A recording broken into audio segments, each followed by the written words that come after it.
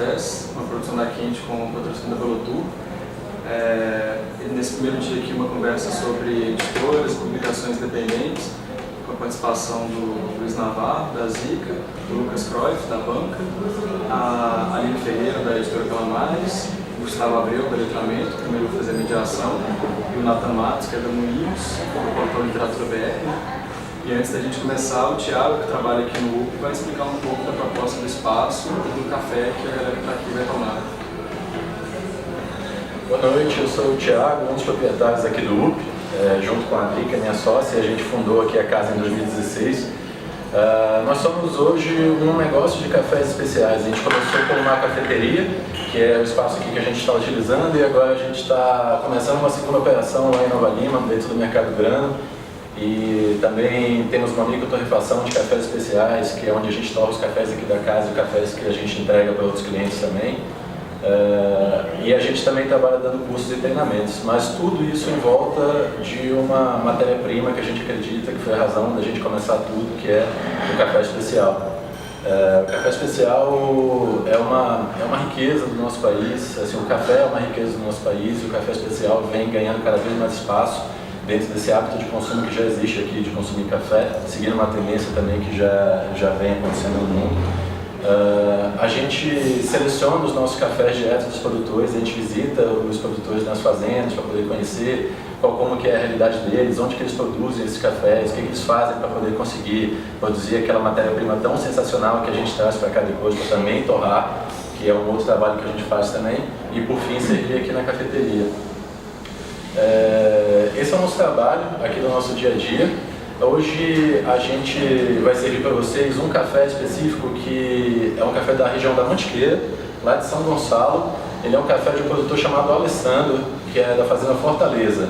É um catucaí amarelo, é uma variedade, o catucaí amarelo é uma variedade, não é um tipo de pé de café. E esse grão que a gente vai provar dele é um grão que a gente chama de grão moca.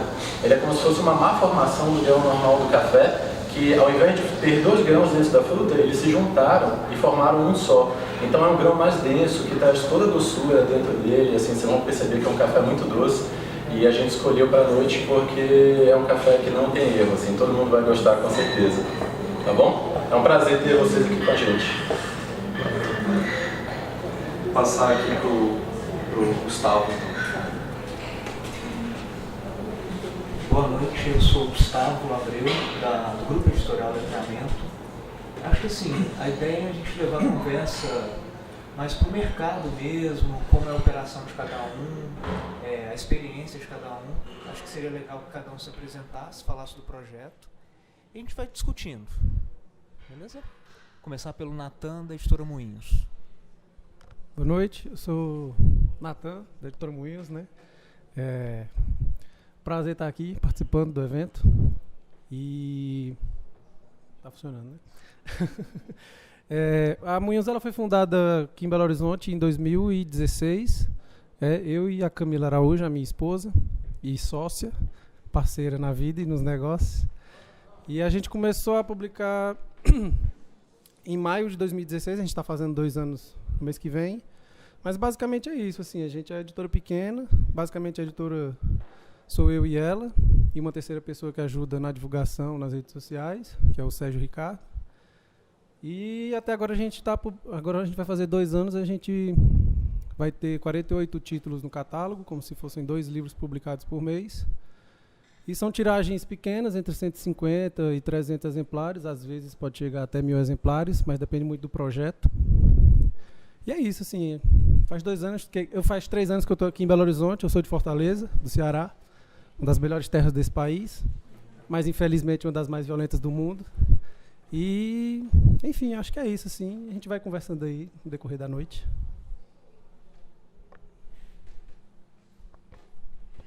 Boa noite, gente. Eu sou a Aline Ferreira, da Calamares.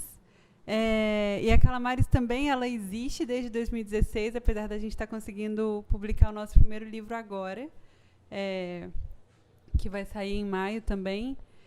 E a nossa proposta foi mesmo um grupo de amigos que foi se reunindo e falando, nossa, isso é bom se a gente conseguisse publicar os livros, principalmente os livros mais antigos, era o que a gente pensou primeiro. coisas que já estão em domínio público e que não foram reeditadas, mas depois também a gente começou a pensar em publicar novos autores locais que não tem muito para onde ir ou como começar se não for com autopublicação e tal, pagando pela publicação. Então, a gente resolveu fazer um autofinanciamento para juntar dinheiro, cada um dando um pouquinho todo mês, para a gente conseguir publicar o primeiro livro e ver se a gente consegue, vamos ver se vai dar certo, fazer esse ciclo sempre, conseguir vender um livro para conseguir publicar outro e assim por diante. Por isso, inclusive, que demorou tanto tempo para a gente conseguir publicar o primeiro, mas é isso, estamos indo. Boa noite. É um prazer enorme também estar aqui. Foi um encontro, que bom que aconteceu, eu não esperava. Eu não estaria nem na cidade, o João me convidou, assim, tudo bem. Sim, mas eu fiquei muito feliz, obrigado. E estou aqui representando a banca, que é uma banca de revista muito próxima daqui. Deve estar uns 4 quarteirões daqui, mais ou menos. E hoje em BH é a única banca de publicação independente da cidade, que vende só conteúdos independentes.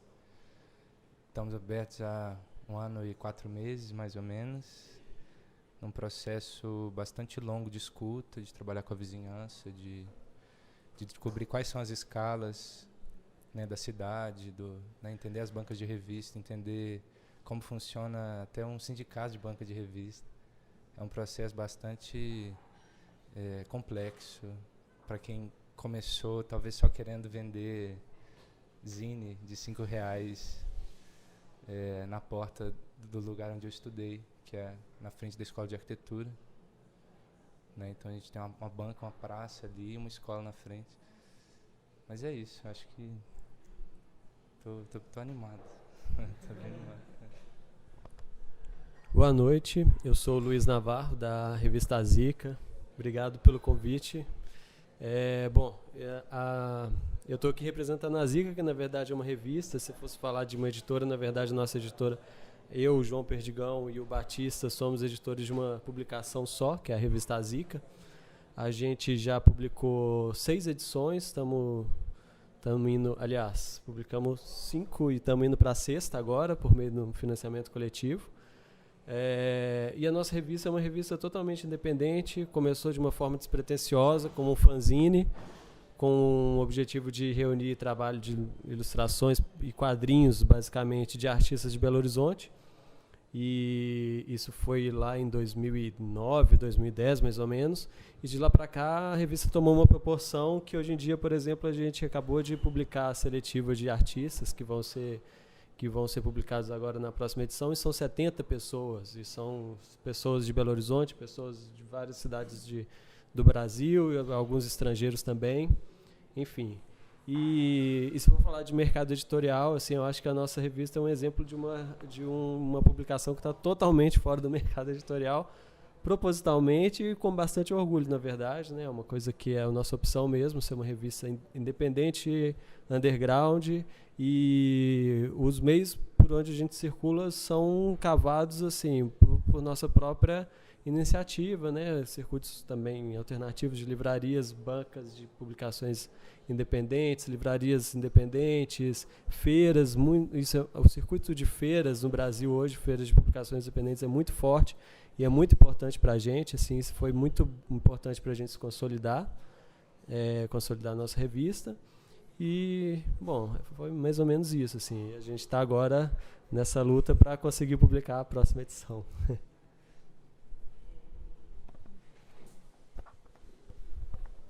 Bom, eu vou apresentar um pouco da Letramento também, até para a gente chegar no... A Letramento faz agora em agosto 5 anos. Eu venho do mercado editorial, tenho 15 anos de mercado, eu venho da editora Fórum, que é uma editora jurídica. Eu fiz estágio muito rápido na Saraiva e trabalhei no jornal Tempo, na circulação do jornal Super Notícia. A Letramento, assim, o plano de negócio da Letramento já foi constituído para não ser uma editora independente, sabe?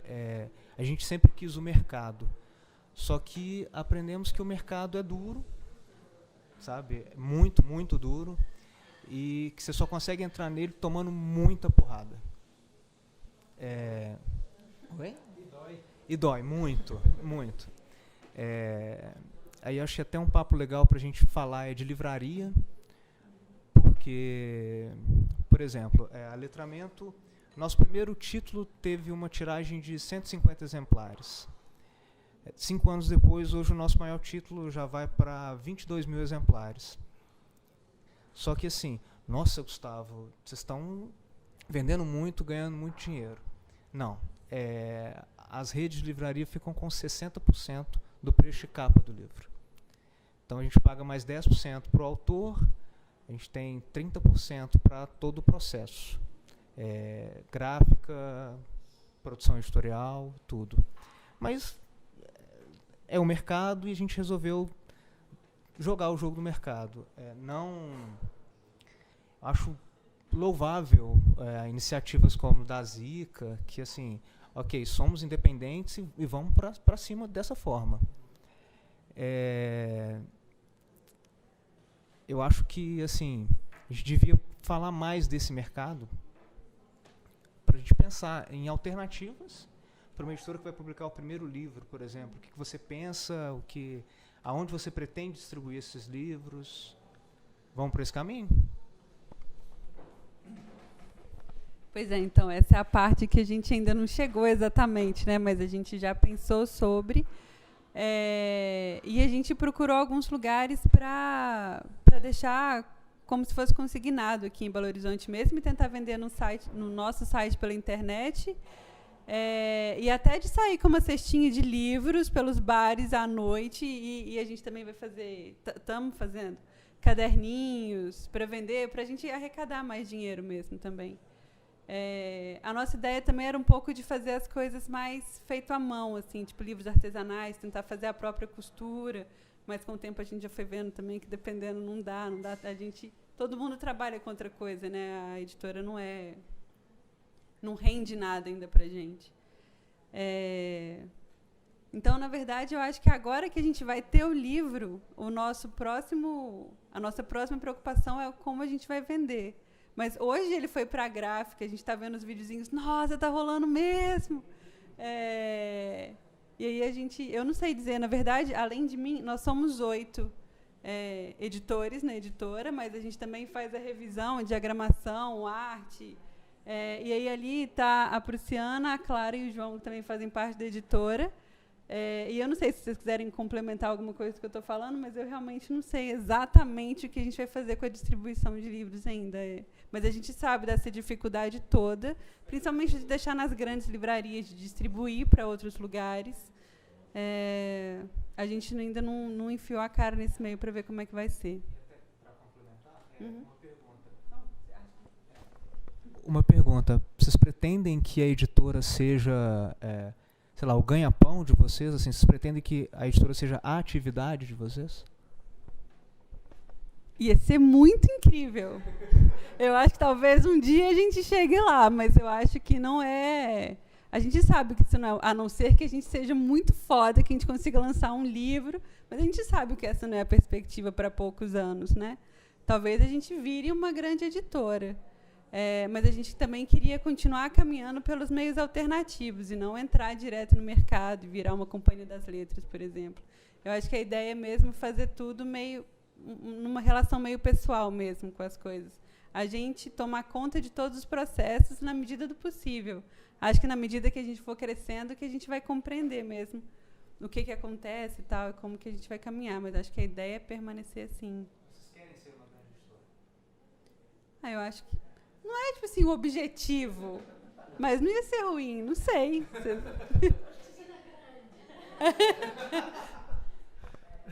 Bom, peraí. Claro. Com esse mercado digital também, vocês têm algum plano para isso? É só físico? Como é que vocês estão pensando esse próximo movimento aí também? A gente já pensou em livros digitais, em e-books e tal. A gente pensou em lançar os primeiros livros como livros digitais ou com versões de livros digitais também. Mas, na verdade, a gente não colocou isso em prática ainda, mas é uma nem é uma alternativa, né? É uma outra possibilidade que a gente pode caminhar também, apesar de não estar acontecendo com esse primeiro livro. Mas a gente não descarta essa possibilidade mesmo, até pela circulação, pelos temas dos livros. Às vezes a gente fica querendo também... a gente tem a ideia de começar a publicar algumas teses e dissertações que sejam interessantes para uma área e que não tem tanto lugar no mercado mesmo. Então, talvez, nesse sentido, também lançar e-books ou alguma coisa assim fosse interessante. Mas a gente ainda não colocamos em prática. E vocês dois, como vocês fazem? Online? Bom, o mercado digital hoje, já que eles falaram Companhia das Letras,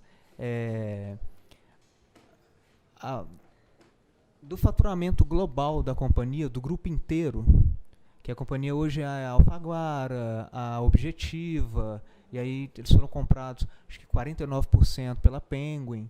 Então, assim, o mercado do faturamento bruto da companhia, 3,8% saiu na FIP agora, é do digital. Então, assim, hoje o livro digital não se paga. Tem livro que a companhia faz, solta simultaneamente na pré-venda o digital e não cobre a venda do digital não cobre nem a conversão do e-book. Mas tem que ter. Depende. Aí vamos falar, aí eu posso falar lá de casa. Eu e o Natan, a gente briga muito por conta disso. A Letramento já tem 170 títulos publicados. Deve ter 5 que estão em e-book. Teve um que se pagou. O resto tem que ter. Eu não chamo nem de investimento. É fazer gracinha para o autor, porque ele quer que esteja em e-book também. As projeções dizem que em mais 5 anos, esses 4% vão virar 12%.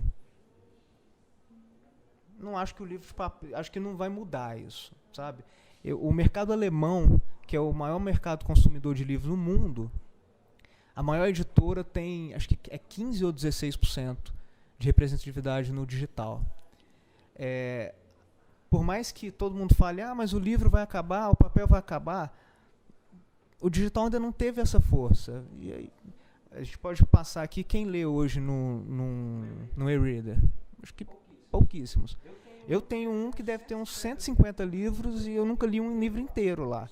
Ele só existe para poder testar os e-books que a editora faz. É basicamente isso. Ele existe para a gente poder testar os e-books.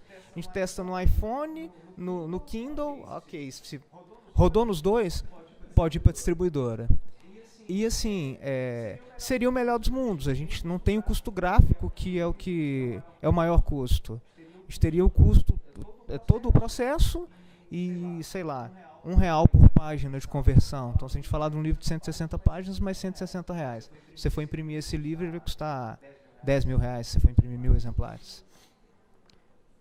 Passar para o Natan para falar um pouco também. É engraçado assim, porque, na verdade, antes da Moinhos, e ainda eu participo de outra editora, que é a Substância, que foi a primeira que eu fundei. Não demorei, eu e mais 2, o Madi e o Thales, a gente não demorou 2 anos para lançar o primeiro livro, mas demorou 8, porque nós 3 ficamos juntando ali o troco, enquanto fazíamos a graduação, para poder fazer o primeiro livro e fazer isso, se pagar. E a Substância vai fazer 4 anos, mas ela diminuiu muito o ritmo, né? Mas lá na Substância a gente não tinha essa ideia de querer entrar em livraria, não queria digital, queria mandar as favas à Amazon, enfim, cultura, o que fosse. Mas aí, quando o tempo vai passando, e eu sempre sou daqueles que sou a favor da gente escutar calado e pensar o que a gente escuta, né? Então, assim, eu já mudei muito da minha percepção mesmo. Antes eu queria ser pequeno mesmo, queria ficar por ali. Hoje em dia, já penso em ser maior. Eu brinco com o Gustavo, de quando eu tiver do seu tamanho, para mim, eu acho que está até razoavelmente bom, né? E eu agora também quero ser uma editora grande, mas assim, eu sei que isso é a longo prazo, também não tenho pressa. Antes eu tinha muita ansiedade quanto a isso. Mas aí quando a gente foi abrir a Moinhos, foi uma das coisas que a gente disse, foi que tipo assim, vamos fazer o impresso e o digital. Mas não vende, não se paga. Não é fazer gracinha para o autor, não acho que seja. Eu acho que é uma questão até ideológico no sentido de você acreditar que uma coisa puxa a outra e que a gente não pode analisar só que o livro digital ele não se paga. Depende do livro digital, depende também de como isso é trabalhado. Porque se eu for lançar, por exemplo, um livro seu, e eu não fizer marketing nenhum, como exemplo, de vender 50 no seu lançamento, primeiro estreia, dependendo do seu ciclo, vai vender aquilo ali.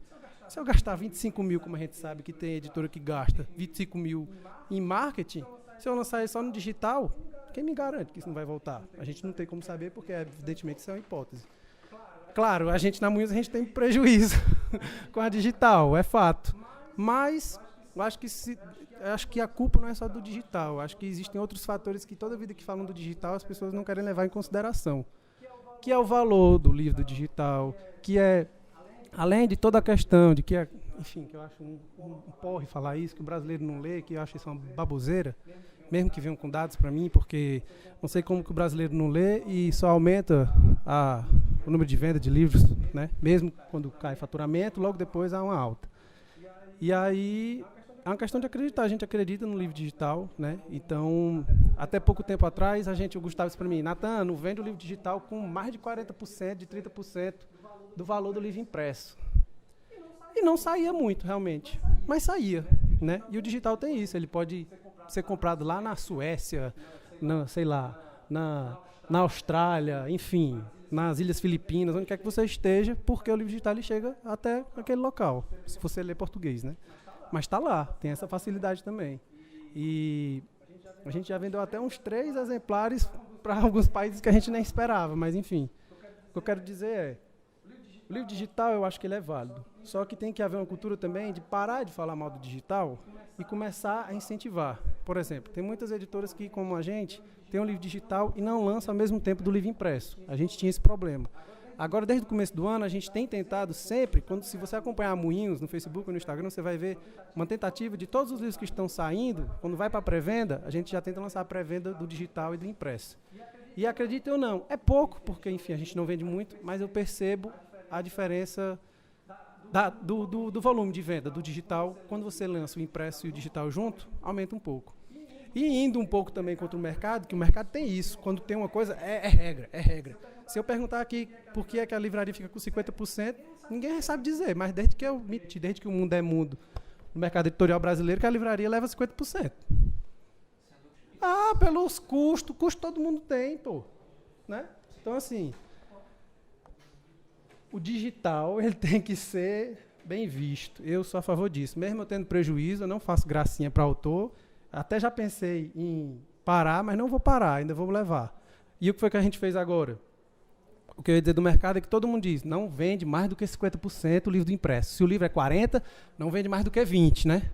A gente foi e está com 70% de desconto. Até o pessoal da Bookwire, que é a distribuidora digital da gente, chegou assim, Natan, 70% é muito, aí quando for fazer promoção vai ficar difícil. Eu digo, então vamos aqui para 60%, 65%, e sempre que puder, vende o mais barato que puder, entre aspas, né? Porque é uma coisa que eles também falaram. Se o livro é 20 ou 15, sei lá, você tem que ter uma margem também de promoção, né? Não sei se é só o brasileiro, mas o brasileiro adora promoção, né? Então a gente vê o nome promoção, a gente já está... E por incrível que pareça, depois que a gente fez isso, e conversando com o pessoal da distribuidora, eles passaram alguns dados para a gente, aumentou. A gente vendia às vezes 5, 10... até 13, 15 livros a gente vendeu por mês. Evidentemente que isso é uma coisa bem pontual. Depois que a gente fez isso, já faz uns 2 meses que eu já vendi uns 30. Ou seja, quase dupliquei, né? Em 2 meses seguidos. Eu fiquei, peraí, há alguma coisa estranha que o mercado está me dizendo que não... Né? Mas apesar disso, assim, as vendas agora estão caindo. Mas esse negócio de dados é factual, né? Você tem que acreditar nisso. Mas, ao mesmo tempo, faturamento cai hoje, amanhã está lá para cima. Então, eu não acredito nisso que o livro vai acabar, o impresso, mas eu acho que o digital ele vai aumentar, até porque todo mundo hoje em dia está ali, está vindo outras gerações, enfim, falei demais, desculpa.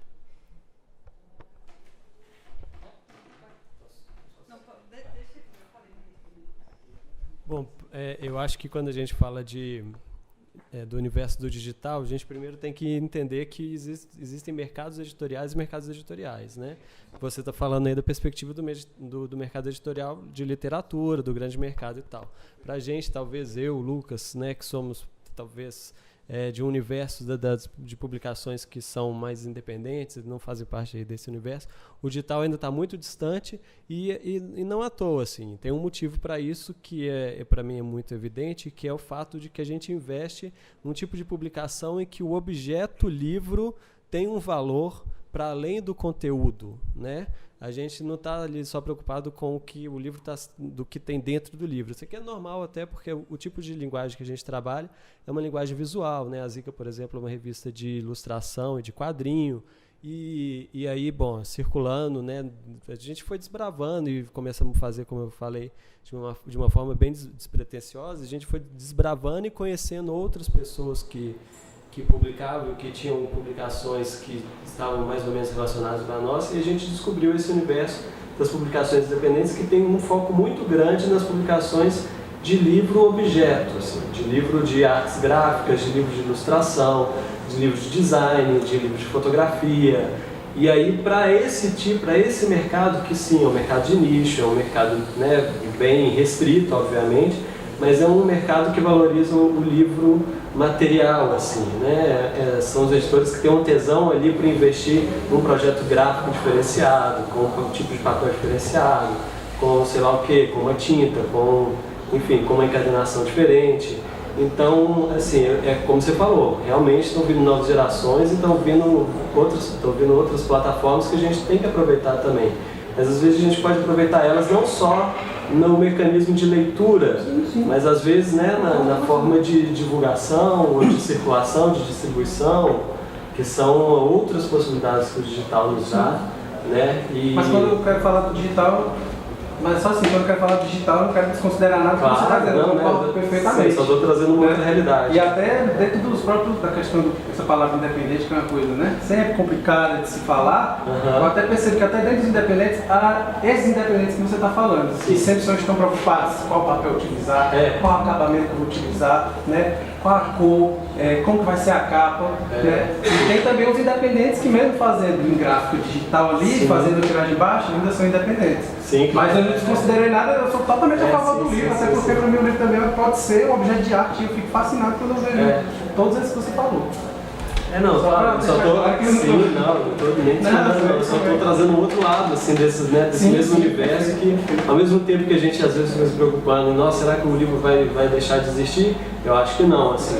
Eu acho que só para a gente perceber que existe um público que está consumindo isso avidamente, assim, né, por ter um tesão ali de ter um livro na estante de casa, assim, um livro que você vai pegar, você já vê que não, o papel tem valor, assim, e vale a pena investir mesmo. E, sei lá, às vezes até algum. Só complementando que a gente não abandonou de vender no digital também, por exemplo. Na verdade, a gente nunca tinha vendido no digital. Agora que a gente está fazendo financiamento coletivo, pela primeira vez a gente está fazendo a pré-venda do digital. Só que quem comprar o digital, por exemplo, não vai ter a cartela de sticker lá. Não dá para colocar. Sim, é um experimento, né? É uma experiência. Mas às vezes... Mas com certeza vai ter gente comprando, às vezes, só o digital também. Tem sim. Eu estou pensando que às vezes o Lucas pode falar um pouco sobre isso também, já que ele é um cara que é responsável por uma banca de publicações. Sozinho lá. Tá muito claro.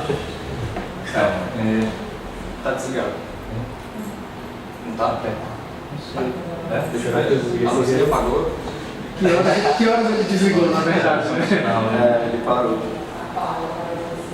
Ele não desligou, é que alguém apertou. Vocês estão segurando assim. Destravar. Na hora que a gente Tem. É bom até saber onde. Agora pode segurar de qualquer jeito. Pode jogar pro alto que. Desculpa.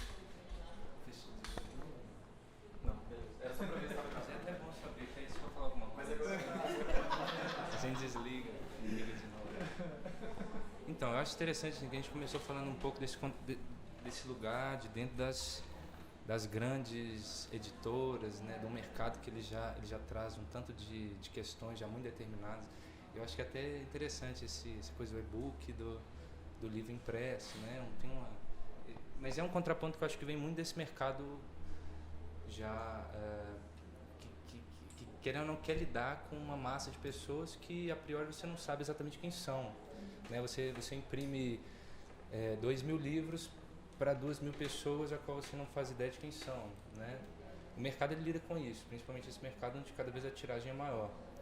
Assim, acho que a questão da banca nessa história talvez seja o experimento que a gente se propôs a fazer, que é quando você pega, no caso, né, uma banca de revista que está na rua, né, que é uma banca de revista como todas as outras, dentro dessas tipologias que eles criaram, né, e você começa um experimento do zero.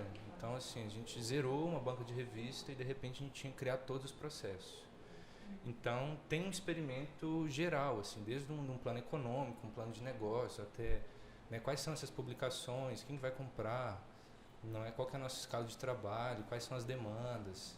Isso tudo foi muito empírico e ao mesmo tempo, tentando ser um grupo de pesquisa onde a gente também olhava para o mercado grande, olhava, né, para as feiras, para as livrarias, tentando entender assim, como que, não é, quando você pega essas editoras que estão produzindo coisas em tiragens enormes e ao mesmo tempo estão fazendo circular em vários lugares, como que ali você consegue também encontrar algo a se fazer diferente, né?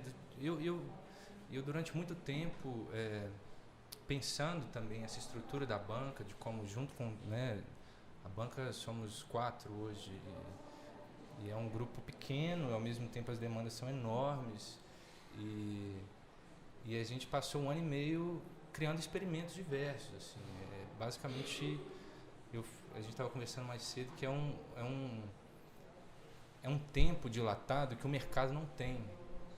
Esse mercado grande, ele não é, ele substitui às vezes um momento de escuta, né, do público-alvo, por um treinamento, como se isso fosse substitutivo, sabe, ou, né, uma análise de mercado, né, onde você vai terceirizar não é, tá tudo, parece que dentro desse mercado grande você tem que lidar com uma terceirização que de repente você nem sabe o que você está fazendo nesse processo, você está simplesmente fazendo a curadoria dos livros, ou se você está, né, interessado no formato, ou se você está interessado na distribuição, ou se você está interessado no processo formativo que isso gera. Então, a banca foi um pouco isso, assim, 1 ano e meio aberto com a vizinhança. Vamos receber publicações, um processo de consignação, recebemos e colocamos na prateleira tudo que a gente recebeu. E durante 1 ano e meio a gente geriu e de certa maneira repôs ou trabalhou junto com essas pessoas, fazendo outros eventos, lançando os livros lá. E eu acho que é muito nesse papel do experimento, assim, que também, querendo ou não, claro que a gente talvez não queira tanto ficar endereçando os nossos experimentos a grandes editoras, porque o interesse é realmente saber quem são essas pessoas que estão querendo se autopublicar, quem são os autopublicadores, né? Quais são esses dispositivos, como que distribui, não é? Por exemplo, a banca ter uma porcentagem de 38% hoje, significa que a gente respeita o mercado, de certa maneira distribuindo 25% para o dono da banca, que é o que sempre aconteceu dentro dessas outras estruturas, né? A banca convencional 25% e 13% para gerir todo esse trabalho de pesquisa, de eventos, de feiras e tudo mais. É claro, é um dinheiro que ele, né, a gente tem várias multas, a prefeitura hoje caça as bancas de revista, como caçou os camelôs. E aí o que começou como um zine, assim, vamos vender zine, vamos colocar o trabalho das pessoas, acabou com a gente indo no sindicato, nas assembleias, né, chegando para uma pessoa, às vezes, eu não, no caso, porque eu não acompanho de perto essa parte, assim, mas da banca tem um papel de mudar o discurso de um sindicato, assim, de chegar para um cara que às vezes tem uma banca de revista há 40 anos e falar, existe uma banca de revista que só vende publicação independente e ela é assim assado, e é um choque enorme, assim, de gerações também, mas de pessoas que têm uma proximidade muito grande, que é a permanência das bancas.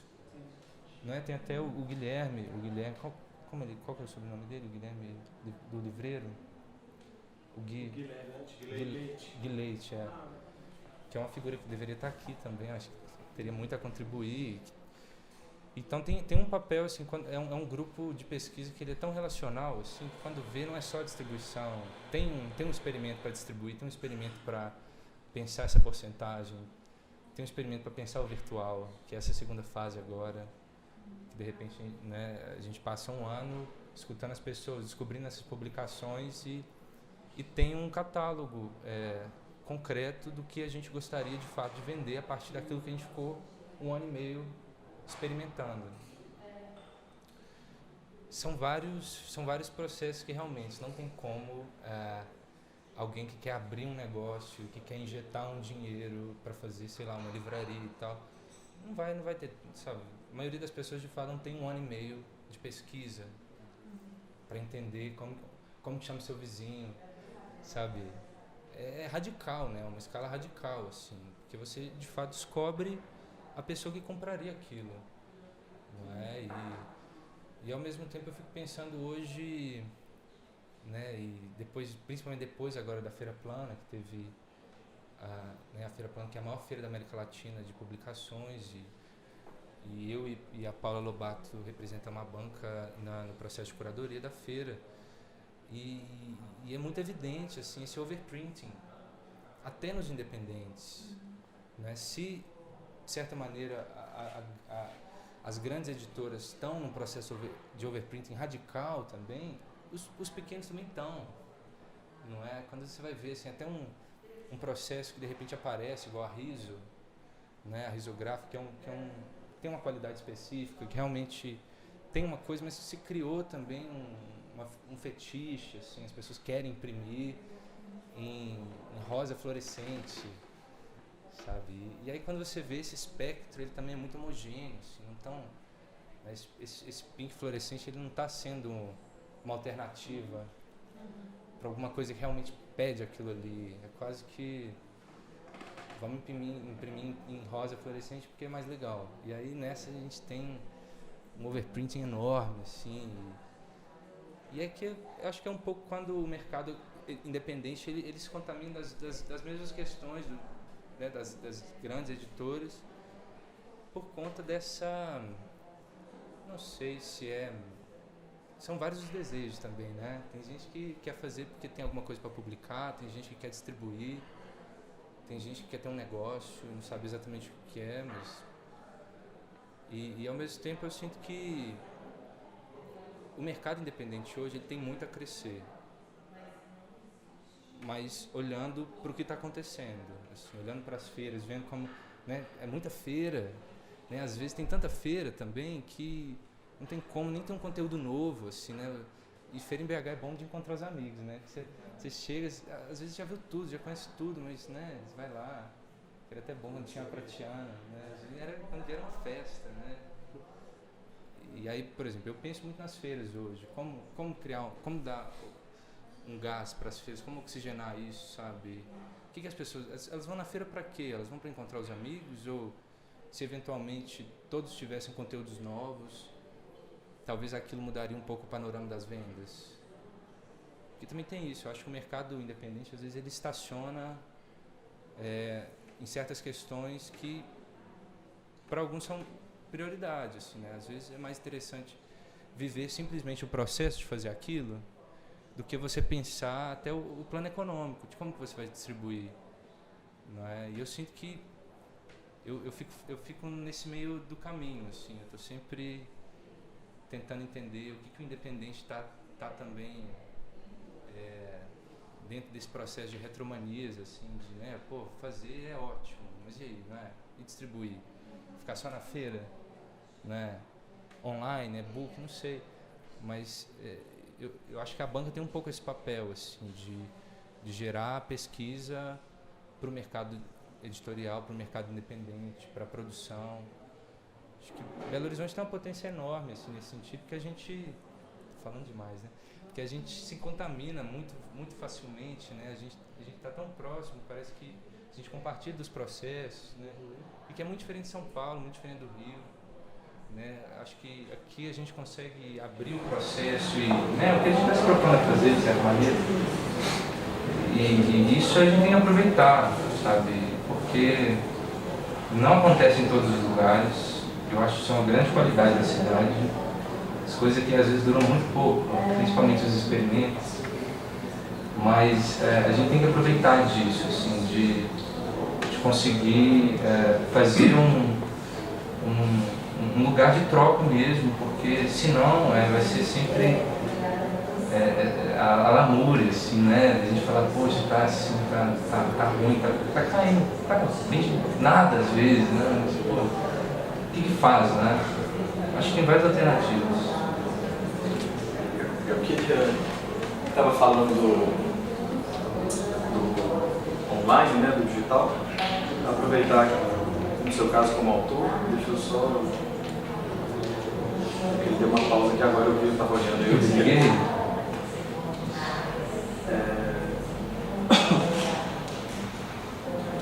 Fugindo da coisa de editora, mas você como autor... vamos passar aqui. Como foi sua relação com o digital, sabe? Não como editor, mas como autor. Como foi trabalhado isso? Eu tenho uma experiência nula no rolê das editoras, porque os livros que eu fiz em editoras não fizeram a versão online. Mas há pouco tempo eu conheci aquela Genesis Library, que é uma livraria virtual russa, não sei se vocês conhecem. É o maior banco de dados de PDF do mundo. Você digita qualquer coisa, lá aparece. E na pesquisa do livro que eu estou fazendo agora, eu comecei a procurar os livros lá, não estava achando, é só de teste. Eu resolvi procurar o Rei da Roleta lá, o meu livro que eu nem coloquei, a editora nem colocou, está lá. E isso aí, eu acho que Pô, eu nem gostei em nada. Já está na hora de trocar. Depois de não. Eu acho que eu desliguei aquela hora. Mas agora está no... na outra vez. Na outra, se botar esse dedo. Como você não saiu de casa, né? Eu devia ter trazido o microfone, a gente achou que era muito pequeno, não precisava. Você já está com experiência? Já.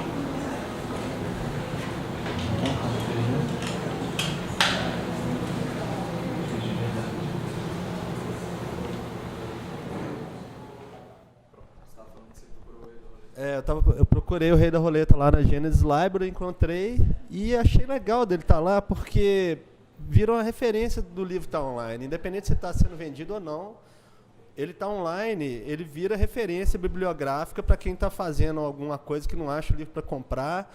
O livro passa a circular, a informação que está ali dentro circula. Então, eu acho bom. Inclusive, quando isso aconteceu, eu conversei com o Euler, que foi coautor do livro, e falei, e aí, o que você acha desse livro estar lá na Genesis Library? Ok, né? Não tem como a gente fazer nada. E eu pautei com ele, mas você acha que deve tirar? Né? Só para saber dele a opinião. Ele falou, não, então tá bom. Eu também achava que não deveria tirar, deixa lá. E eu acho que a coisa está no digital, ela ajuda o impresso de alguma forma para as pessoas conhecerem e quererem ter o objeto. Inclusive, o digital que a gente achou lá, alguém escaneou o livro inteirinho e os pés da página do livro, que estão no final do livro, tem o link, a pessoa clica para ir no link. A pessoa ficou uma semana trabalhando para fazer os links. Beleza, legal. Eu não achei que isso, um pirata desgraçado, eu não acho isso. Mostrou que a coisa, as pessoas estão a fim de ler, independente se elas estão querendo pagar ou não. Tem isso também, né? Eu, como autor, eu acho que tem que circular, tanto no digital quanto no papel. Não tem que ficar amarrando informação, não. Mesmo sem remuneração? A questão da remuneração é secundária. Entre aspas, na verdade ela é principal, óbvio. Eu quero viver disso, mas se ele está ali naquele lugar, é que ele tem um respaldo. Se alguém teve o trabalho de fazer uma coisa dessa com o meu livro, é que ele tem um respaldo que as pessoas querem ter em papel também. Né? Só uma outra coisa também, que ele puxou o assunto das feiras e tal. É a imagem que eu tenho de que funciona mais tipo para zine, para revistas, para livro, assim, editoras, vocês participam dessas feiras e tal? Ou não tem nada a ver isso também, que para zine funciona mais? Pra gente funciona muito, inclusive a gente conheceu num rolê de feira, há 2 anos atrás. 3 anos? Foi no Parque Municipal. Eu não sei, porque realmente, como eu falei, o nosso nicho de mercado é muito específico, né? É artes visuais, é publicação de artes visuais. Mas eu realmente também tenho essa curiosidade, assim. Mercado editorial, de literatura, tem um circuito de feiras, sei lá, quando me vem à cabeça aqui o Festival de Paraty, mas além disso, existe espaço de venda editora diretamente com o seu público? Acho que o mercado independente contribuiu diretamente para isso. É o que eu ia falar. O mercado independente trouxe uma coisa bem interessante para as grandes editoras, que é essas feiras ditas pequenas, mas que é uma feira que quem vai nela gosta de livro, literatura, de zine, que gosta de produto, compra produto, e aí ali você tem a chance de mostrar para o consumidor final o seu produto. E ninguém melhor do que você para falar do seu livro e para poder vender para o cara. O mercado em si, de literatura, de livros, digamos, não é nem convencional, mas assim, livros normais, ficção, não ficção, padrões, tem as grandes feiras, tem as bienais, e aí é bem complicado. Por exemplo, você chega numa Bienal, a Companhia das Letras tem um quarteirão. E aí a Record tem um quarteirão do lado, a Sextante um outro. Quem mais me ajuda aí? E aí tem aquele cantinho ali de aí, 4 metros que tem 30 editoras ali. Que tem 30 editoras. Se tratando de Bienal. E, cara, não tem jeito. E aí as Bienais, para trazer público, tipo, fecha excursões com as escolas. E aí chega 150 ônibus com 150 crianças cada um, com voucher de R$20. Isso quando o prefeito não corta o voucher. E aí tem isso.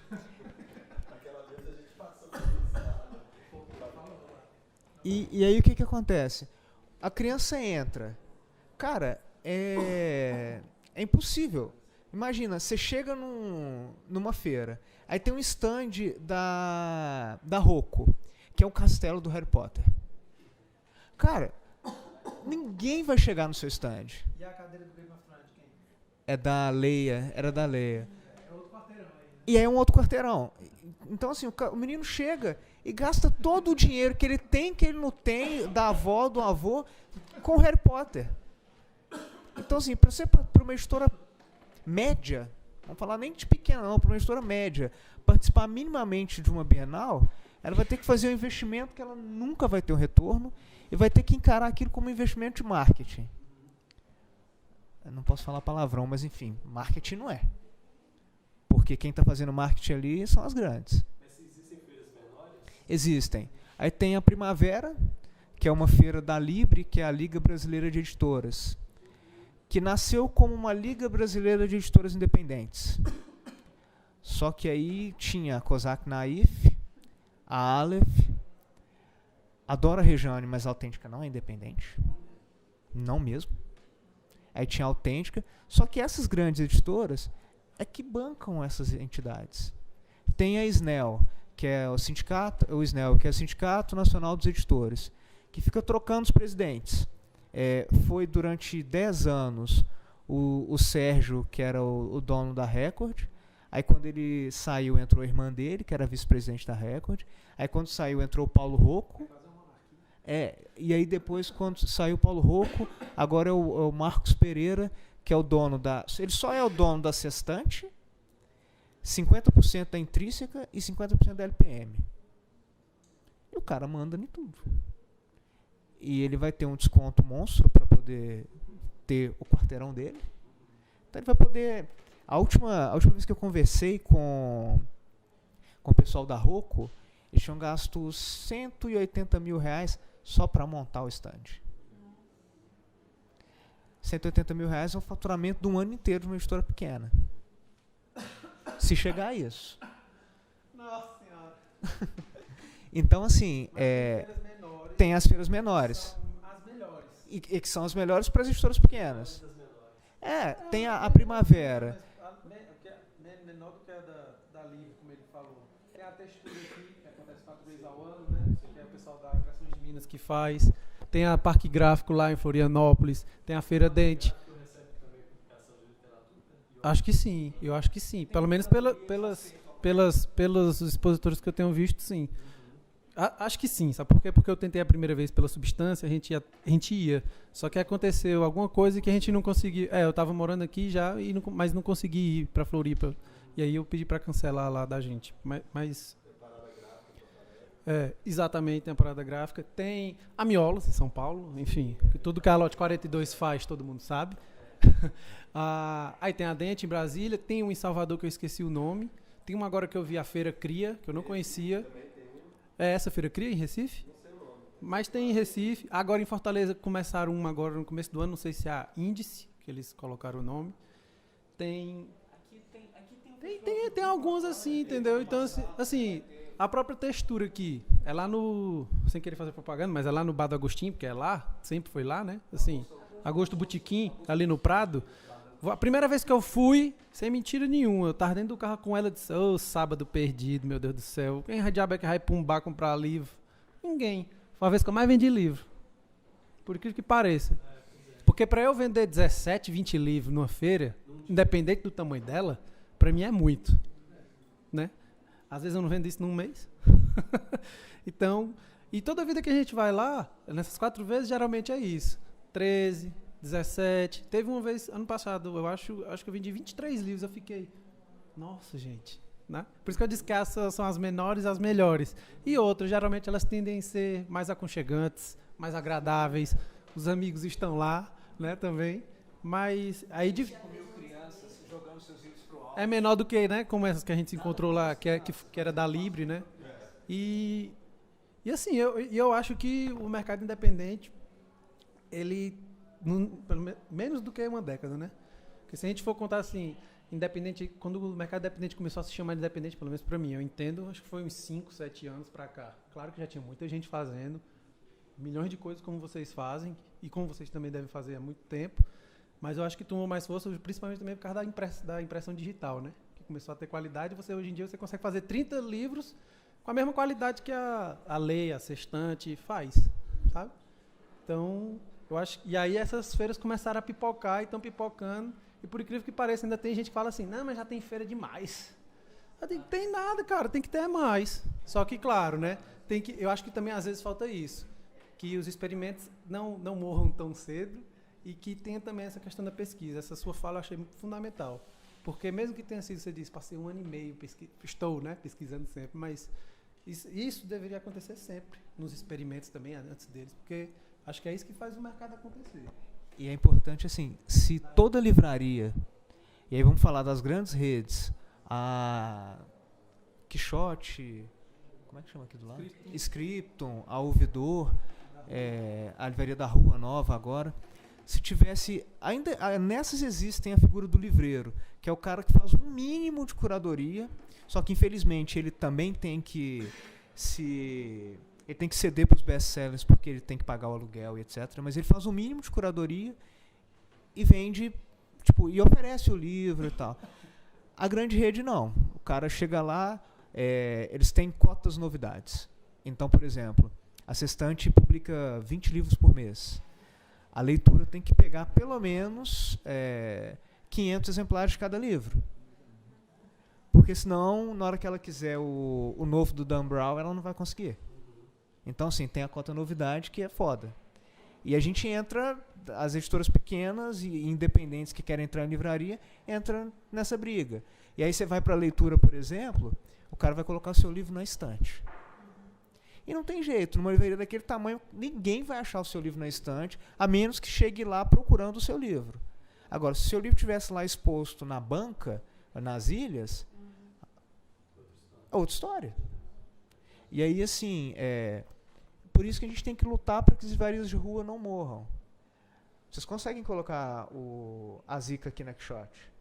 Pois é, mesmo assim... Ai, desculpa. É outra questão. E outra questão também que... vale muito a pena. Não vale 40%. Mas até... E assim... isso aí é... Não estou falando específico daqui. Não, sim. Não, mas isso é de maneira geral. Por exemplo, hoje quem mais dá... Calote não, mas quem atrasa é a Cultura. A Cultura tem 18 lojas, acabou de comprar a FENAC, que são mais 12 lojas, comprou estante virtual e atrasa um título de R$7 mil, que para uma editora faz toda a diferença. A Saraiva é a maior rede, eram 110 lojas, hoje, se não me engano, 98, eles fecharam algumas. A Saraiva chamou 31 editoras e falou, olha, galera, então, tudo que eu ia pagar no primeiro semestre, eu vou começar a pagar em outubro. Que fluxo de caixa que sobrevive a isso? O cara já pegou 55% da minha receita. Ele já vendeu o livro.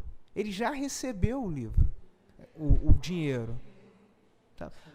Mas aí gira aquela economia que ninguém consegue explicar. Mas tem aluguel, tem o shopping center, tem a taxa de não sei o que e tal. Beleza, mas são 55%. E até introduzindo um pouco disso, que eu queria escutar um pouco até mais dos independentes, é a questão da precificação. É um outro problema, né, Natan? Mas é um outro problema. Um exemplo. Tudo no Brasil aumenta de preço. Se você coloca um livro R$5 mais caro, fudeu. Vai fazer uma década que o livro é um dos produtos que menos subiu. Qualquer coisa, anualmente, ela é corrigida pelo menos pela inflação. Qualquer produto. Tem um dado bem legal, num curso que eu participei, que a civilização brasileira ainda não tinha sido vendida. Em 98, ela publicou um livro do Fernando Henrique Cardoso. E quando ele foi lançado, ele custava R$90 em 98. Então, se você for corrigir a inflação 20 anos depois, hoje ele tinha que custar pelo menos R$180. Eles reeditaram ele, o mesmo livro, e ele custa R$75.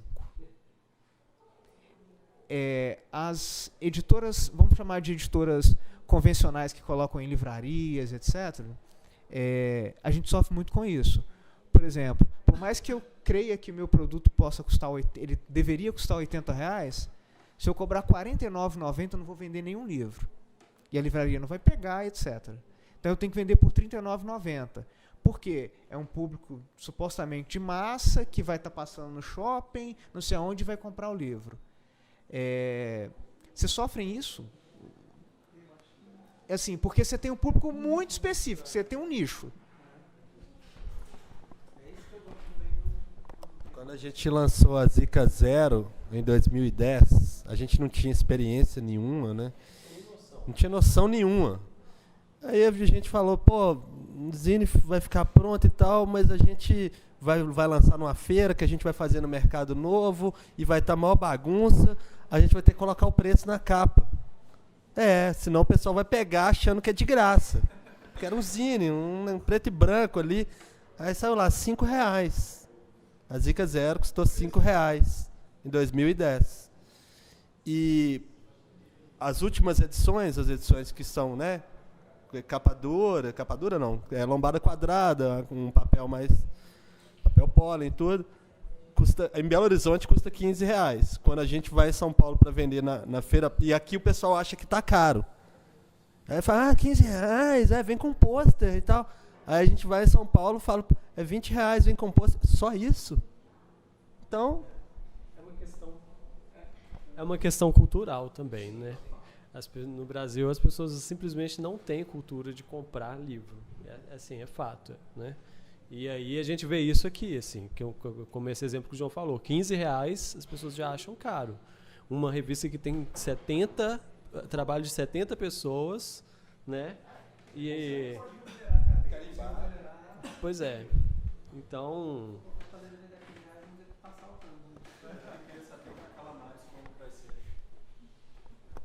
Eu estava tentando reformular tudo que a gente discutiu. Né? Tipo assim, o quanto que ficou o livro. Então, a nossa primeira ideia para publicar era tentar fazer os livros sobre demanda. Tipo, a gente faz 50 para o lançamento. Se a gente conseguir vender 50 livros no lançamento, maravilhoso. E aí, depois, à medida que forem encomendando, pedindo, a gente imprime. Só que isso não é nem um pouco viável. Primeiro porque a gente escolheu de cara fazer um livro que tem fotografias. O livro são textos, é uma mistura literatura-fotografia. E, assim, a gente só foi pensar que imprimir imagem era caro quando a gente começou a fazer os orçamentos. E aí a gente falou, gente, a gente não pode vender o primeiro livro por R$60. Todo mundo vai rir na nossa cara. Então, a gente está tentando... A gente tentou, na verdade, tentar deixar o livro mais barato, mas com qualidade também. Assim, a primeira nossa ideia era fazer artesanalmente, todo mundo costurando os livros lá, depois a gente já desistiu dessa ideia, mas a diagramação foi toda nossa e tal. Com papel melhor, impressão boa. A gente até pensou na Riso para algumas coisas, mas depois a gente desistiu. E aí o livro ficou cada exemplar. Aí a gente está... A nossa ideia é tentar dobrar o preço do livro impresso, mas aí a gente já resolveu imprimir 300 exemplares, porque 50 exemplares imprimir por demanda também não dá, e aí a gente não sabe nem onde é que a gente vai guardar esses exemplares todos que a gente não vender, é outro problema, na casa de quem vai ficar. Pois é, então, tem que dividir para a casa de cada um. Pois é, inicialmente, né? 100 e pouquinhos. Não é muito grande, não. Então ótimo, vocês já resolveram um problema. Já ia perguntar o que vocês fazem. Mas então, agora a gente vai lançar o livro por R$38, eu acho. Para ser o primeiro livro. E vamos ver como funciona, se vale, se funciona, se não funciona, se as pessoas vão falar, nossa, mas está caro demais. Outras vão falar, olha, que legal, um livro dessa qualidade. Então vai ser tudo um teste agora. Se fosse 15. Isso, a gente fez uma pesquisa de mercado pela internet para saber quantas pessoas pagariam por livros que tivessem um quê de artesanal mesmo, ou um cuidado melhor na produção do objeto livro. E aí a gente fez uma pesquisinha de formulário, assim, e a média de preço que a gente viu que as pessoas falam que pagam por livros com qualidade, mas que sejam meio artesanais, assim, é entre R$30 e R$50. Então, a nossa ideia era a gente deixar os livros todos que a gente fizesse nessa média de preço. Então... vamos ver como que vai ser, assim. Mas aí é tudo a gente faz as reuniões com todo mundo, tipo, não, e se, não, será que vai e tal. Apesar da gente ter muitos relatos, só na hora que a gente lançar e descobrir como que vai ser a distribuição, a gente já, vamos dizer, listou as livrarias para onde a gente pode mandar, quem concorda, quem não concorda. As feiras, a gente vai ter que financiar a nossa ida para as feiras. Então a gente vai ter que ir indo para ver como funciona, assim, mas essa é a ideia. E perguntando os outros, porque e perguntando. Você, inclusive agora aqui já estou anotando várias coisas mentalmente. Se eu não tivesse tido ajuda também de várias pessoas me indicando o caminho. Você falou de custo de produção, eu não sei, tem algum incentivo para as gráficas imprimirem livros, assim, isenção fiscal, alguma coisa que para elas ser mais barato? Não sei. A lutadora. Na verdade, assim, vamos lá. Eles têm incentivo, Na verdade, assim... Eles apoiam. Eles têm até um edital aberto, a Lutador. A Lutador tem um edital aberto, que eles fazem vários apoios, assim, acho que eles escolhem 5 projetos. O edital, inclusive, abriu esse ano. Já fechou. O que eu já vi do edital da Lutador, já até... Nós já participamos. Você comigo? Eles deram pra gente na capa do CD. Eu trabalho, eu imprimo na Lutador. Assim, não só na Lutador. mas eu imprimo lá tem 16 anos. A Lutador tende a conseguir descontos, preços legais e tal, para coisas católicas. A Lutador tende a conseguir desconto, preços legais, etc., alguma isenção para coisas católicas. Mas lá eu tenho uma abertura que eu não tenho em nenhuma outra gráfica, que é Sentar com o Padre. E na época era o Padre Mundinho, agora eu esqueci o nome do padre, mas é assim, Padre Mundinho, então, eu tô apostando nesse livro, não tem nada e tal.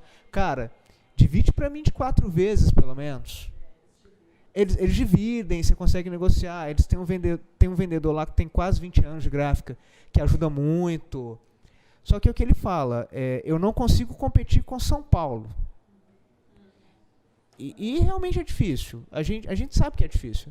E aí ele te pede, olha, eu estou te ajudando agora, mas lá na frente, quando eu perder um orçamento e estiver precisando, você me ajuda também.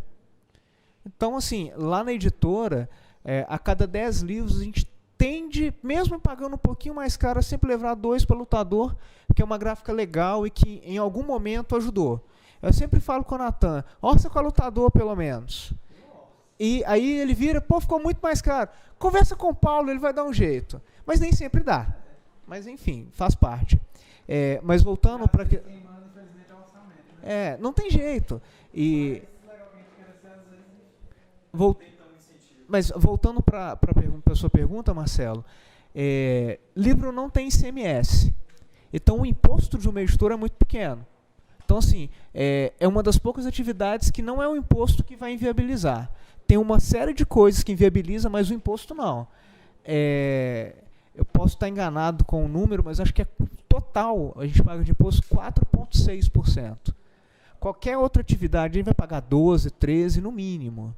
Se não for MEI, aí tudo bem, é que não paga praticamente. Mas assim, qualquer outra atividade tem um imposto de 12%, 13%.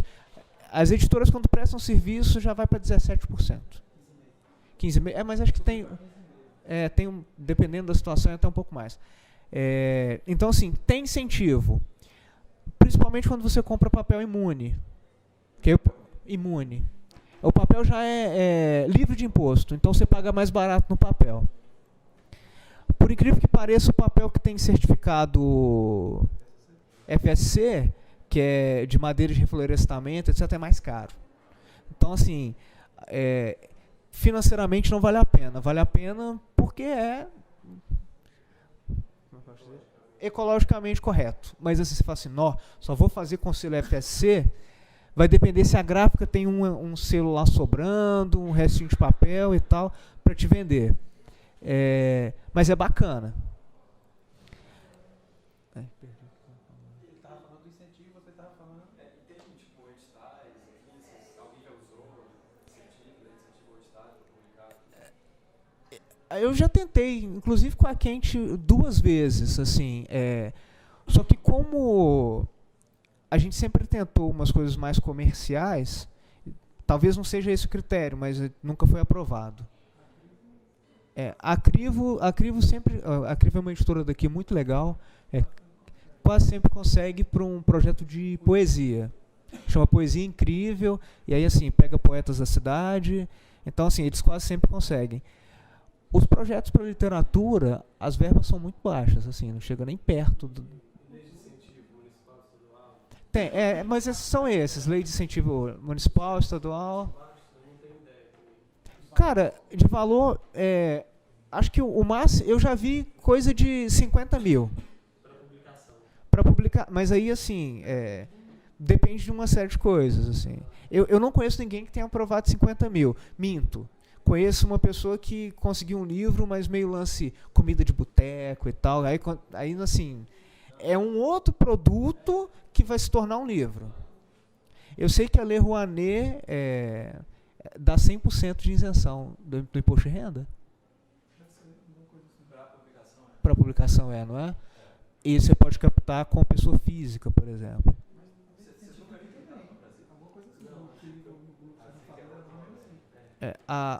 As leis de incentivo tem aquele mesmo esquema. Tem a verba que vem do fundo e tem a verba de captação. Mas, assim, eu conheço poucos editores que conseguiram. Os que eu conheço conseguiram em São Paulo. Aí são editores de lá, é PROAC lá, não é? Dizem que o PROAC é, assim, maravilhoso.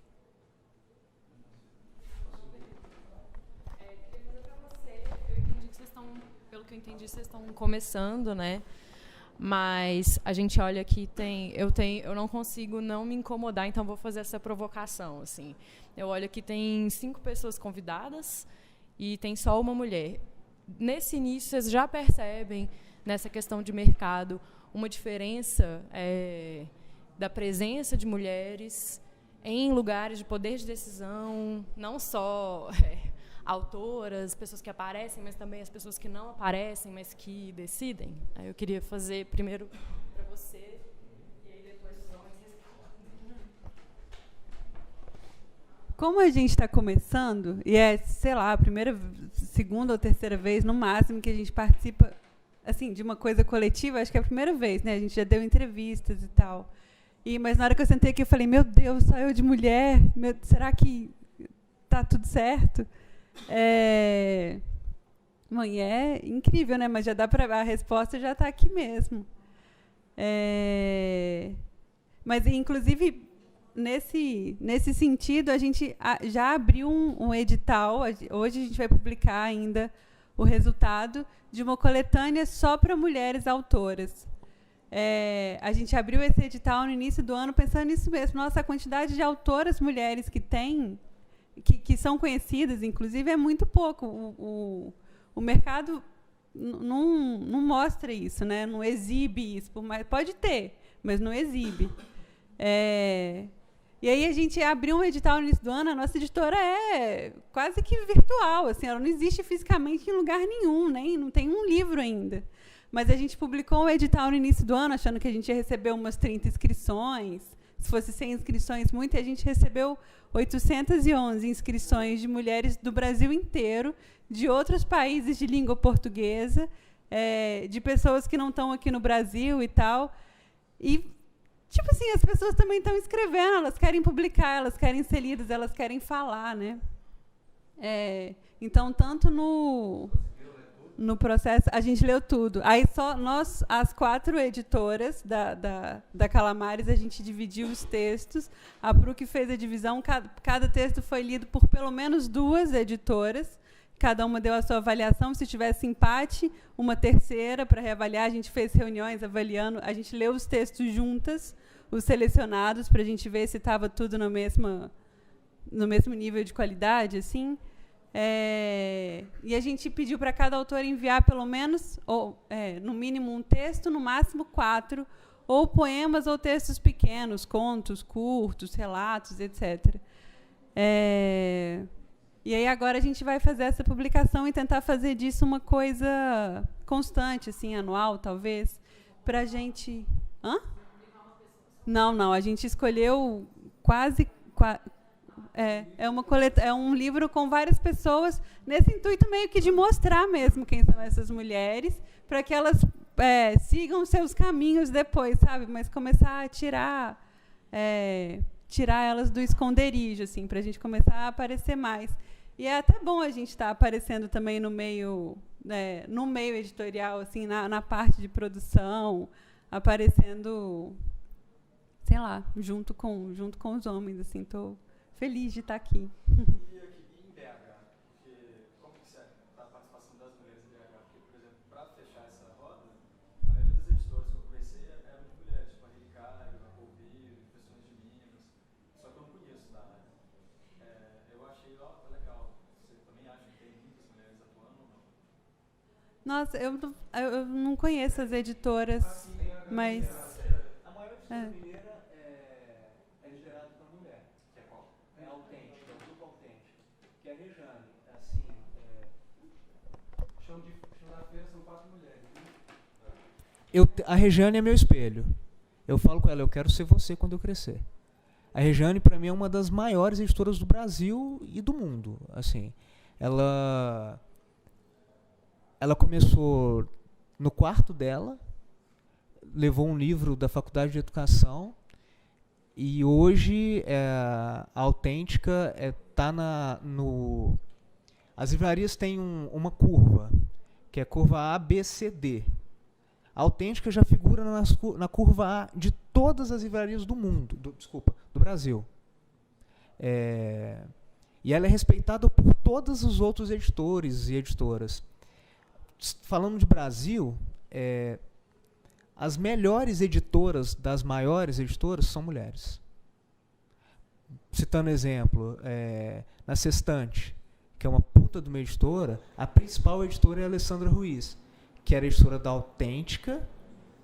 Acho que antes de ir para a Sextante ela passou por um outro lugar. E está na Sextante hoje e é líder de aquisição. É a única editora da Sextante que vai para todas as feiras do mundo e que fala, olha, Marco, que é o dono da editora, você vai comprar esse. E vem. E ele obedece assim, e ele escuta ela. E ele tem mais 15 editores homens lá e ela que comanda tudo. Na Intrínseca também tem duas muito boas, confesso que eu não conheço o nome, assim, porque eu tenho um amigo lá dentro, mas fala que são elas que tocam também. A presidente da Record, que é a maior editora 100% brasileira, é uma mulher, a presidenta, que assumiu agora. Quem mais? Vamos falar de mulheres. A Companhia das Letras, a Lilian, né, que junto com o marido dela, é a maior acionista da empresa, e que, assim, o marido dela é muito mais uma figura hoje pública do que qualquer coisa, e é ela que toca todos os processos. Quem mais, vejo? Oi?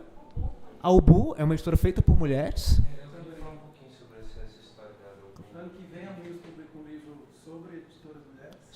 Exatamente.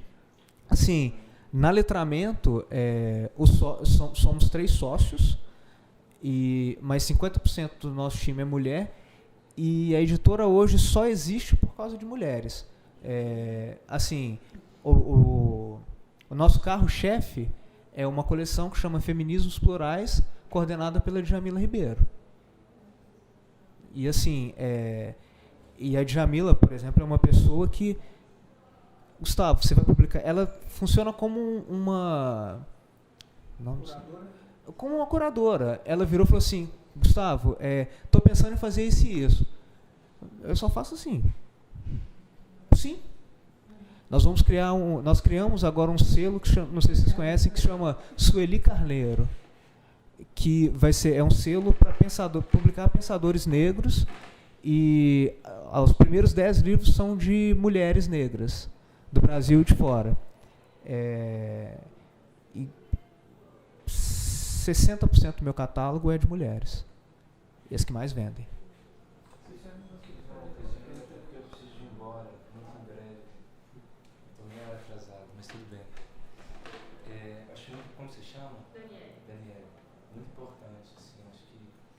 Era uma coisa que quando eu estava vindo para cá eu queria falar um pouco sobre isso, porque de fato o mercado editorial, independente da escala, ele hoje tem várias mulheres que estão fazendo a total diferença.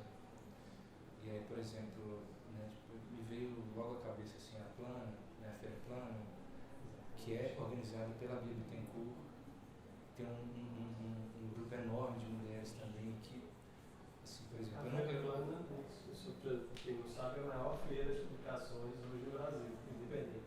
E é uma mulher que está lá. E ao mesmo tempo, assim, só de pensar, eu queria fazer até um gancho com uma coisa que a gente estava falando desses stands e tal, que quando você pega uma feira igual a Plana, que ela é uma feira de publicação independente, mas ao mesmo tempo que tem uma mesa, e todas as mesas são de mesmo tamanho, né, que é importantíssimo, né, você colocar a mesa da banca do mesmo tamanho da mesa da UBU, que é do mesmo tamanho da mesa do Instituto Moreira Salles. Não é? Você pensar, eu queria voltar para a questão das mulheres. Só agora assim que me ocorre, é quase, pelo menos assim de onde eu estava, na mesa da banca, quase todas mulheres. Porque assim, extraordinário. Eu acho que até é um trabalho que, pelo menos dentro desse lugar, assim, da autopublicação, acho que chega a vocês também, nesse ponto, tem tido uma inversão enorme, e eu acho que o grande ponto não é simplesmente as mulheres ocuparem esses lugares. Não acho que é isso. Não acho que é simplesmente a mulher ela ser a cabeça do processo. Eu acho que é um momento de uma reconscientização de que, às vezes, esses conteúdos eles vêm de um lugar que tem mais propriedade, tem um lugar de fala maior. Não adianta simplesmente você ter um catálogo enorme sobre mulheres se você não tem isso internalizado na própria origem, não é? Igual você deu o exemplo do livro da Duda Porto, que eu acho que é As Extraordinárias, As Mulheres Extraordinárias Brasileiras, que foi um livro que foi lançado agora. Agora foi pela seguinte, da Ana Corey, né? Mas que foi pela Companhia das Letras. A seguinte é um centro. Que é um livro que ela basicamente, acho que é um marco, assim, comemorativo também das mulheres que tiveram durante muito tempo escondidas nas entrelinhas da história. E, não é? É um momento muito importante também da gente ver que essa estrutura machista da sociedade, que querendo ou não se entrar em tudo, também cria uma história oficial que retira as mulheres da história, mas que ao mesmo tempo elas sempre estiveram lá. Então, assim, não é de pensar que a Judith Butler agora foi, né, publicada pela Autêntica, não é? Tem um panorama assim que é muito positivo, eu acho, nesse sentido de não simplesmente não é, apelar para um lugar do cotismo, para um lugar de um reequilíbrio binário das coisas, mas simplesmente entender que certas coisas têm um lugar de fala, têm uma propriedade muito maior do que simplesmente esse fenômeno machista e apropriativo que a sociedade vive, né, não sei, desde sua origem, talvez, né? Acho que é um momento muito importante, assim, é uma coisa... Obrigado por ter falado, porque eu realmente queria deixar muito claro que realmente as mulheres elas estão fazendo a total diferença dentro desse processo editorial, dentro dos experimentos, dentro do mercado e assim, em escalas distintas. Você pensa, né, a UBU, enquanto uma editora maior que reorganiza o catálogo da Kozak Naif, né, e ao mesmo tempo tem um grupo de trabalho só de mulheres. Ou você pensa a Polvilho, também eu acho que é um exemplo que deu certo, assim, né? A Ana Rocha é uma publicadora que tem uma disciplina enorme, assim, parece que ela toda hora tem alguma coisa e ela publica com uma frequência enorme, né? Ou até as mulheres que estão na cabeça das grandes editoras, enfim. Acho que é um momento muito importante, assim, com relação a isso. Queria saber se vocês acham que, ouvindo os relatos de tantas mulheres trabalhando nesse panorama das editoras, se vocês acham que isso se converte em publicação, assim. Porque eu acho que isso é uma das coisas que pode ser interessante, né? A gente não está à toa, nesse momento, cenário da atualidade, falando da participação das mulheres só porque a gente tem que ocupar os espaços, mas para que isso se converta também lá na outra ponta da edição, né? Que ela se converta também em publicação, enfim, das mais diversas possíveis, assim, que o mundo das publicações se enriqueça mesmo, né? Que possa absorver o que tem de muito bom que as mulheres podem trazer.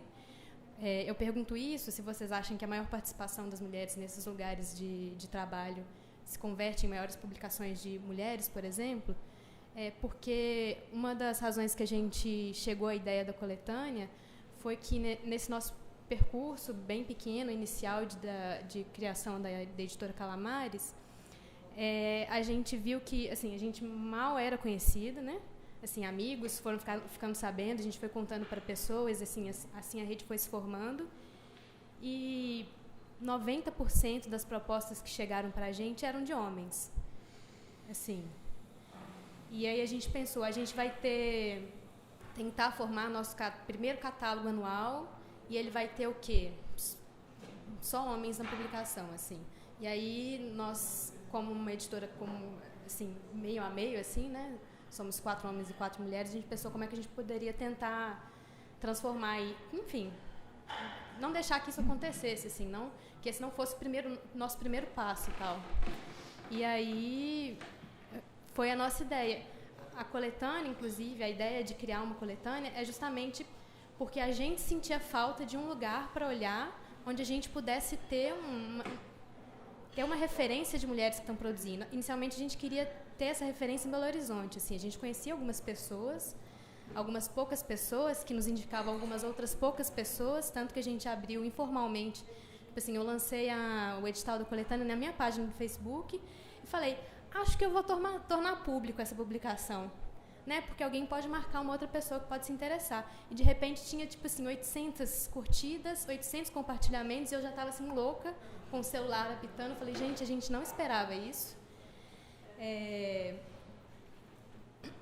Bom, teve esse processo muito informal, depois a gente foi aproveitando, enfim, deixando as coisas mais sérias.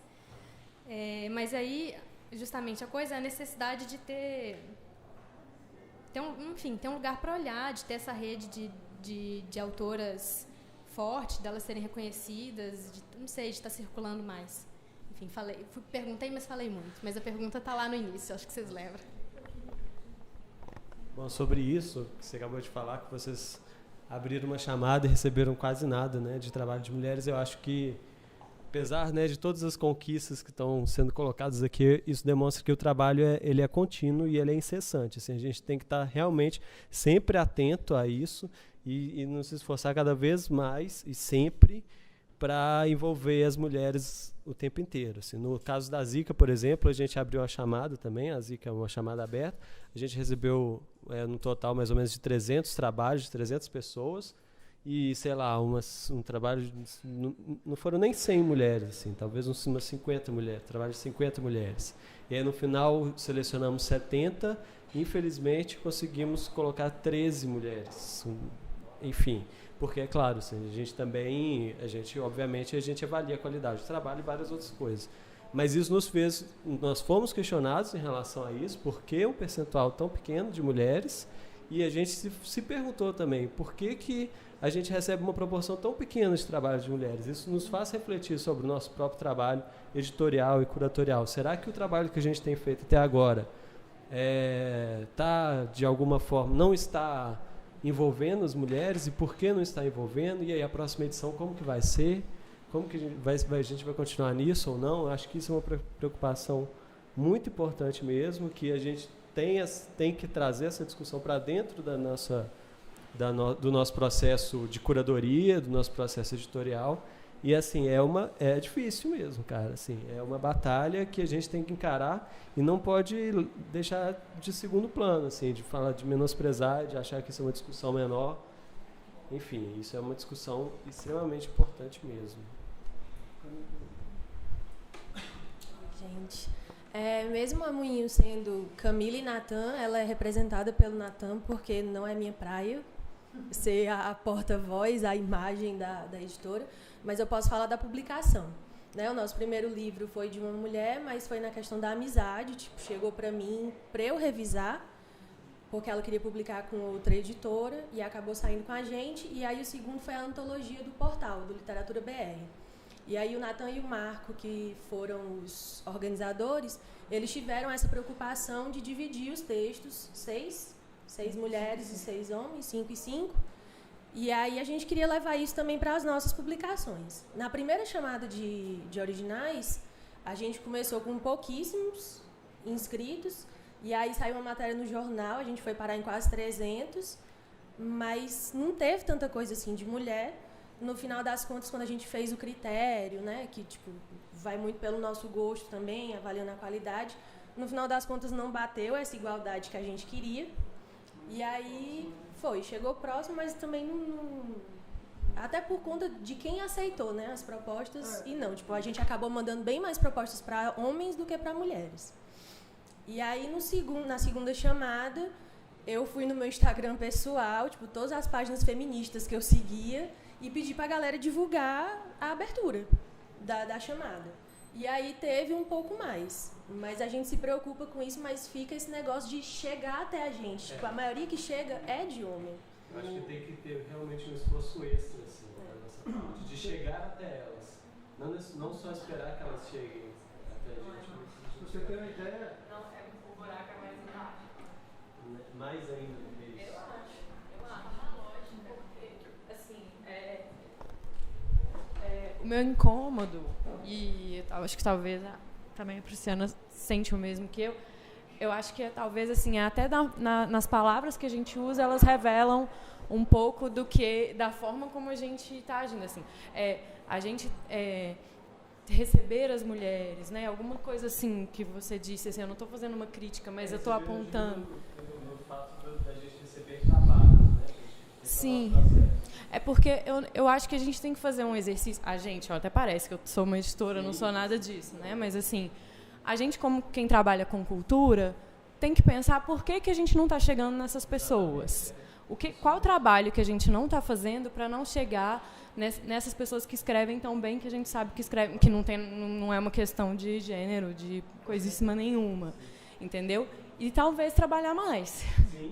Sim. Tipo, né? Vamos trabalhar mais. Não, mas a conclusão e o processo de reflexão que a gente está tendo nos está levando justamente a essa conclusão, assim, isso é óbvio, né? O que falta mesmo é o nosso esforço que ainda precisa aumentar para que a gente, né, envolva e estejamos mais próximos. Né?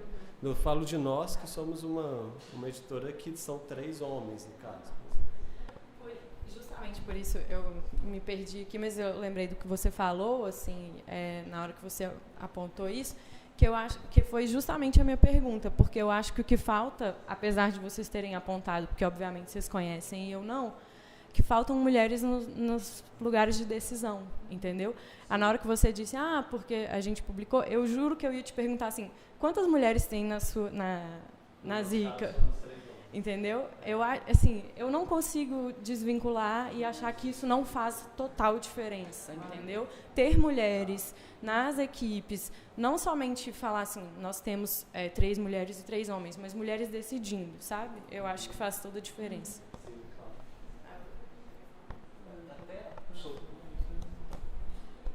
É muito sobre isso, em ter mulheres na equipe.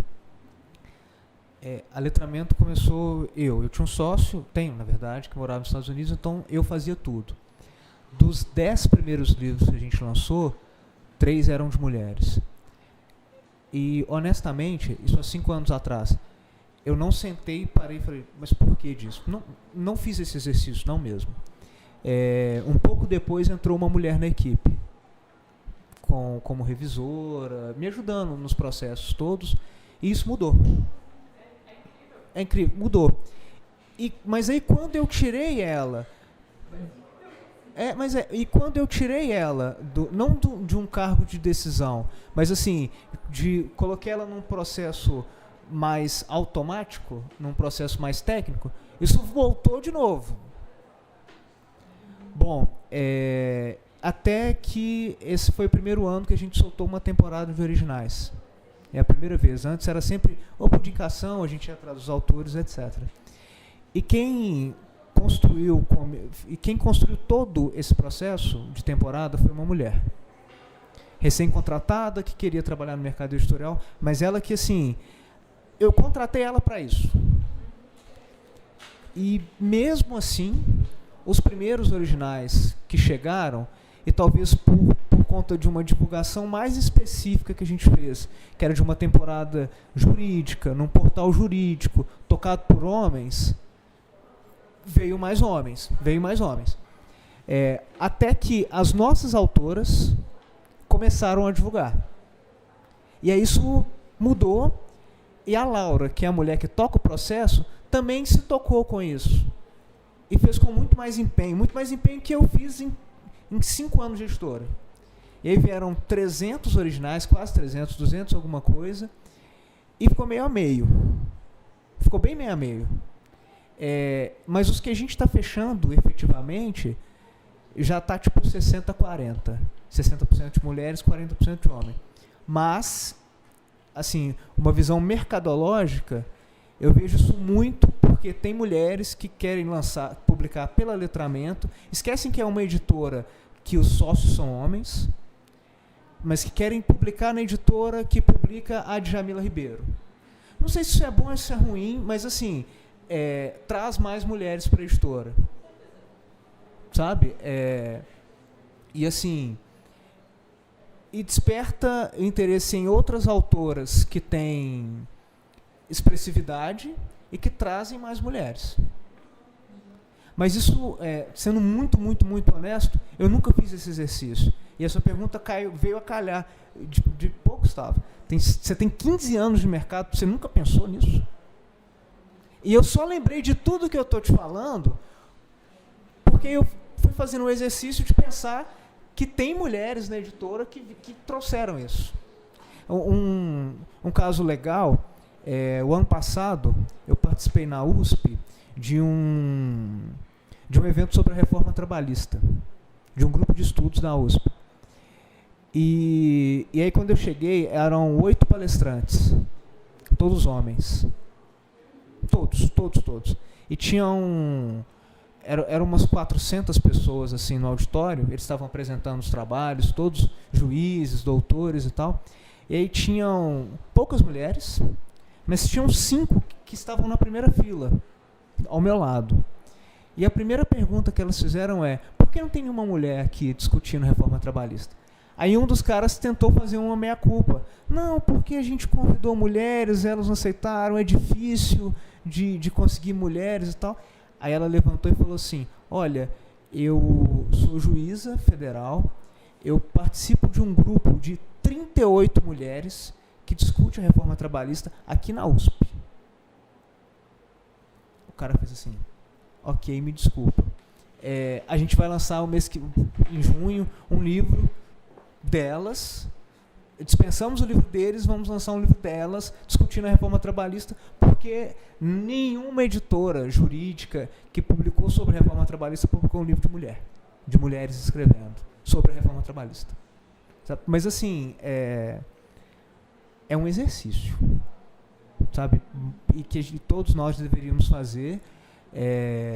Acho que não tem desculpa para não fazer esse exercício, mas a coisa vai tão sendo tocada que precisa de Jamilas Ribeiro, precisa de Lauras que estão lá na editora para falar assim: senta aqui, amigão, deixa eu te explicar.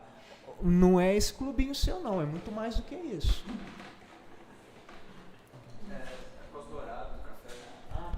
A gente tem que terminar, então, se tiver considerações finais, alguma coisa assim, da galera. Agora começou a ficar legal. Pois é, mas já são 9h15, então, se quiserem falar mais alguma coisa, cada um.